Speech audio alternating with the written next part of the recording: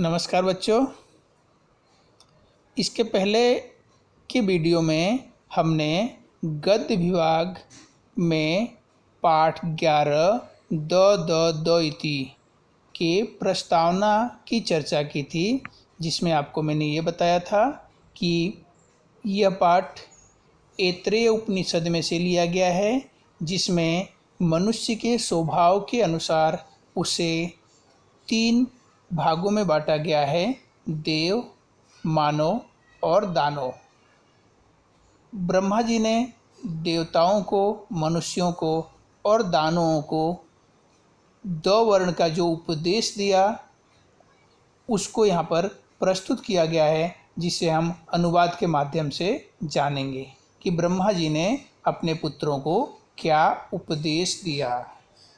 पहली पंक्ति है, उपनिषदसु संवादः रूपेण अतीव मनोहरा उपदेशा शोभन्ते। अर्थात उपनिषद में संवाद के रूप में अति सुंदर उपदेश सुशोभित होते हैं।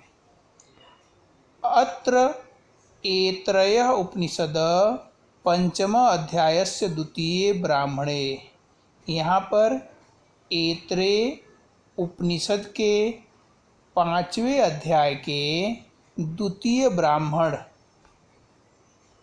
ब्राह्मण ग्रंथ में स्वपुत्रान प्रति, अपने पुत्रों के प्रति प्रजापतये ब्रह्मा जी ने यह उपदेश उपलभ्यते, जो उपदेश दिया है, तदः अत्र प्रस्तुते, उसे यहाँ प्रस्तुत किया गया है। एक बार फिर से सुनिए। उपनिषदसु संवादः रूपेण, उपनिषद में संवाद के रूप में अतीव मनोहरा उपदेशा शोभयन्ते, अति सुंदर उपदेश सुशोभित होते हैं। अत्र ऐत्रेयः उपनिषदः पंचम अध्यायस्य, यहाँ पर ऐत्रेय उपनिषद के 5वें अध्याय के द्वितीय ब्राह्मण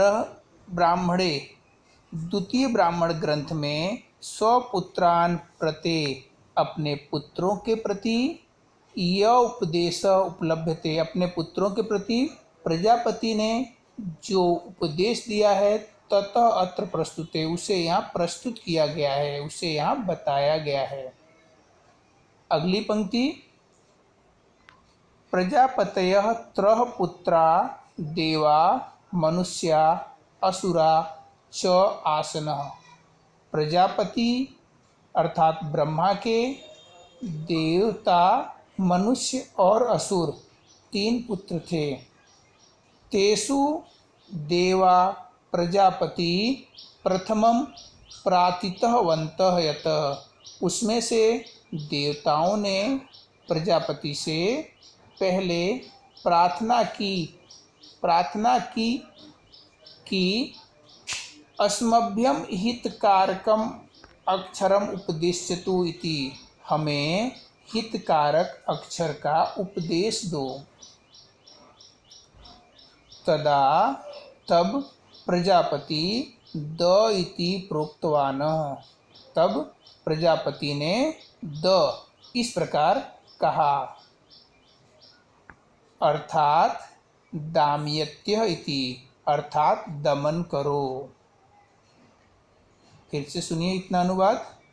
प्रजापतये त्रयः पुत्रा देवा मनुष्या असुरा च आसनः।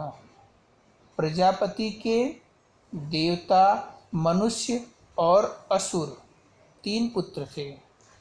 तेषु देवा, उसमें से देवताओं ने, प्रजापति प्रथमं प्रार्थिवन्तः, उसमें से देवताओं ने प्रजापति से पहले प्रार्थना की, यतः कि अस्मभ्यं हितकारकाम, हमें हितकारक अक्षर का उपदेश दो। तदा तब प्रजापति, तब ब्रह्मा जी ने द इति प्रोक्तवानः, द वर्ण इस प्रकार कहा, अर्थात दाम्यत्य इति, अर्थात दमन करो। अस्यायाम आशय, इसका अर्थ है कि देवा संयम कुर्वन्तः इति, अर्थात देवताओं को संयम करना चाहिए। प्रजापते उपदेश, प्रजापति ने इस प्रकार उपदेश दिया। यत ही, कारण कि देवानां कृते बहु भोगा सुलभा संति, कारण कि देवताओं को, देवता जो हैं बहुत ही सुख सुविधा के साधनों को सरलता से प्राप्त कर लेते हैं।